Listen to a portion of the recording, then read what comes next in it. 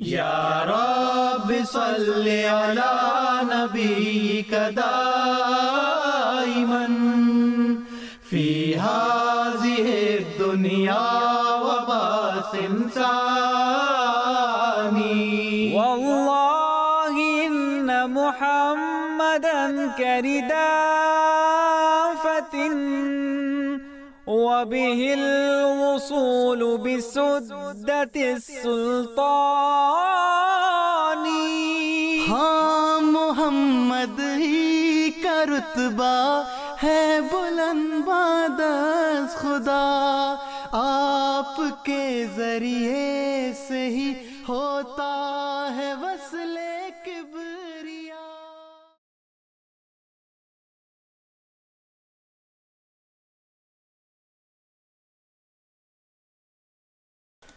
नहमदुहु व नसल्ली अला रसूलिहिल करीम व अला अब्दिहिल मसीहिल मऊद। अम्मा बाद फ़ौज़ बिल्लाहि मिनश शैतानिर रजीम। बिस्मिल्लाहिर रहमानिर रहीम।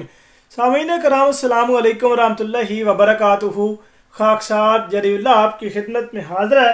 मौलाना फजलुर रहमान साहब क्या बात बयान करते हैं। मैं जब भी इनका नाम लेता हूँ तो मुझे खलीलुर रहमान कमर साहब के जुमला याद आ जाता है। वो कहते हैं कि ना ये मौलाना है, ना ये फजल है, ना ये रहमान है।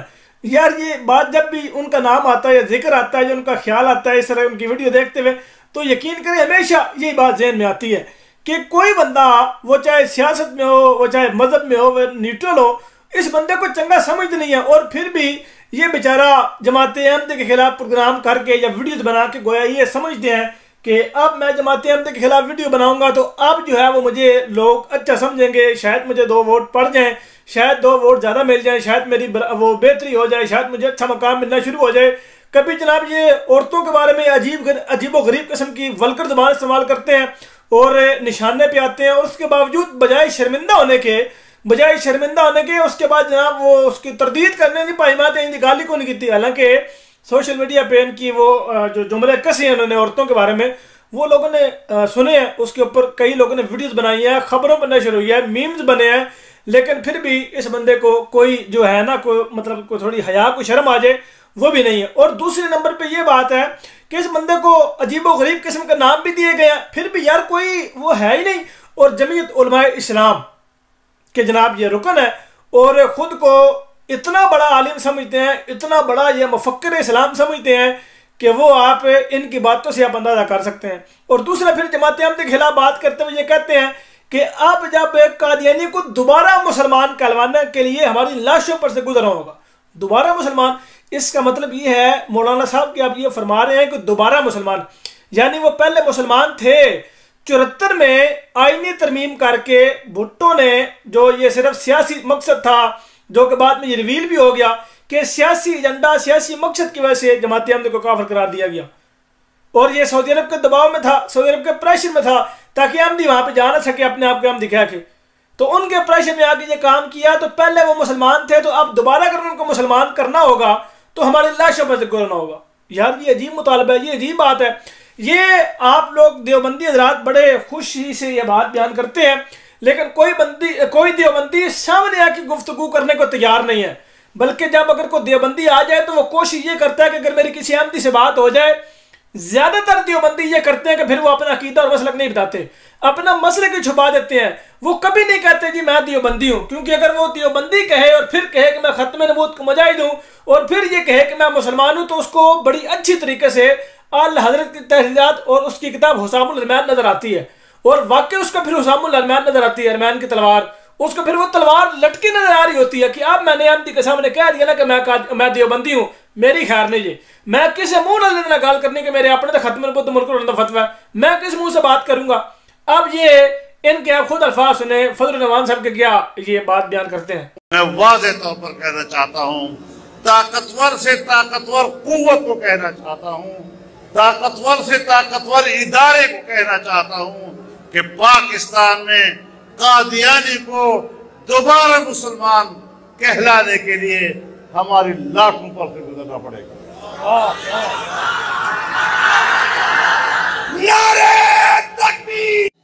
मैं यहाँ पे एक बात कहना चाहूंगा जो कि हर अहमदी मुसलमान कहता है। वो बात यह है कि कौमी असम्बली में 74 के आइन में आप लोगों ने अहमद को नॉन मुस्लिम लिखा हुआ है कि अहमदी जो है वो गैर मुस्लिम है, वो अकलियत है, minority as a non Muslim. तो कुरान पाक के उनको मुसलमान कहता है, तो आपके नॉन मुस्लिम कहने से कोई हर्ज नहीं है, कोई फर्क नहीं है, बल्कि नबी अकरम सल्लल्लाहु अलैहि वसल्लम का फरमान तो रोज़ रोशन की तरह पूरा हुआ है खुदा के फजल करम से। मसला तब है कि अगर आप कौमी असम्बली में बड़ा करके लिखें कि अहमदी मुसलमान है और कुरान कहे कि अहमदी मुसलमान नहीं है, फिर ये बड़े वो जो है दुख की और बड़ी वो अजियतनाक बात है कि यार कुरान की रूह से अहमदी मुसलमान नहीं है। असम्बली की रूह से क़यामत के दिन फैसला नहीं होना कि फलां असम्बली ने काफिर कहा या फलां असम्बली ने काफिर नहीं कहा। फैसला होना है अल्लाह की किताब से, अल्लाह के कलाम से फैसला होना है। तो अल्लाह के कलाम जो कहता है उसके ऊपर गुफ्तगू कर लें। बताएं कुरान की कौन सी आयत है जिसका मुनकर है आमदी, बताएं कुरान पाक का कौन सा ऐसा हुक्म है जिसका मुनकर है आमदी। लेकिन अगर आप सामने निकल के आए तो आपको बताएं कि आप कुरान पाक के किन किन आयात के किन किन बातों के आप वो मुनकर हैं और इल्जाम जमाते अहमद के ऊपर लगाते हैं। मसला ये है कि आप लोग छुप के बात करने वाले हैं, सामने आके गुफ्तगू करना आप लोगों को अच्छा नहीं लगता। और अगर आप कभी सामने आ जाए तो तारुफ क्या करवाएंगे, जी मैं मुसलमान हूं, बस मेरा ये तारुफ है। आगे क्या है जी, नहीं जी मैं मुसलमान हूं, नबी अकरम सल्लल्लाहु अलैहि वसल्लम को मानने वाले उनको उम्मती हूं। ओ खुदा के बंदे, हम भी तो उन्हीं के उम्मती हैं, हम भी तो उन्हीं को मानने वाले हैं। अपना तारुफ किसे कहते हैं भाई? आप तारुफ करवाएं कि आप किसके मुकल्लिद हैं, किसकी आप तकलीद करते हैं, किसकी आप पैरवी करते हैं, किसको मानते हैं, किस अकाबिर का फतवा मानते हैं, किस जमात से आपका ताल्लुक है, बताएं। असूल मुनाज़रा असूल गुफ्तगू बुनियादी चीज ये है कि अपना तारुफ करवाएं, उसके बाद फिर गुफ्तगू आगे चलाएं। आप लोग तारुफ ही छुपा देते हैं अपना और उसके ऊपर फिर बहसें करते हैं। आप लोगों ने अपनी किताबें नहीं पढ़ी, असूल मुनाज़रे की किताबें ही नहीं पढ़ी, अलियास गुम्मन साहब की पढ़ लेते हैं आप, तो आपको पता लगता है कि भाई ऐसी बातें नहीं किया करते। जब किसी से गुफ्तगू करें तो ऐसी बातें नहीं किया करते। और अफसोस की बात यह है कि अलियास गुम्मन साहब के शागिर्द मुफ्ती अब्दुल वाहिद कुरैशी एक दिन काबू आ गए थे, सलीम मीर साहब के थे, और उन्होंने उनसे तारुफ पूछा, तारुफ नहीं करवाया अपना। आधे घंटे में तारुफ करवाई नहीं अपना और गुफ्तगू चाह रहे थे कि गुफ्तगू हो। तारुफ के बगैर किस तरह गुफ्तगू हो सकती है? आप किसी स्कूल में जाए, कहें जी मैंने दाखिला लेना है, आप अपना तारुफ नहीं करवाए तो आपका नाम क्या लिखेगा? आपको क्या लिख देगा जी, एक नामालूम शख्स का नाम दाखिला हो गया।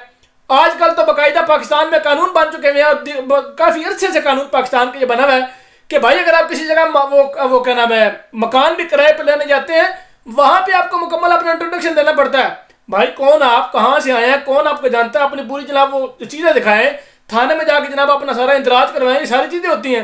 लेकिन जब मजहबी गुफ्तगू होनी है तो तारीफ ही कौन नहीं देना। ये अजीब चक्कर है यार। बहरहाल जी ये इनका बयान था जो ये कहते हैं कि हमारी लाश पर से गुजरना पड़ेगा। मौलवी साहब टेंशन ना ले, आप परेशान ना हो। कुरान पाक है अल्लाह ताला के फजल करम से बावाज़े बुलंद अहमदी को मुसलमान कहता है और खुदा के फजल करम से अहमदी मुसलमान है। हमें किसी के सर्टिफिकेट की जरूरत नहीं है, हमें अल्लाह ताला और उसके प्यारे हबीब जनाब मोहम्मद रसूलुल्लाह सल्लल्लाहु अलैहि वसल्लम के सर्टिफिकेट की जरूरत है जो हमारे पास खुदा के फजल करम से मौजूद है। और उसका आप लोगों ने नक्शा महजरनामा में तफसीली देखा है, इसलिए आप ये बातें ना किया करें। अल्लाह ताला आप लोगों को समझने की तौफीक दे। आमीन सुम्मा आमीन वमा अलैना इल्लल बलागुल मुबीन। अस्सलामु अलैकुम व रहमतुल्लाहि व बरकातुहू।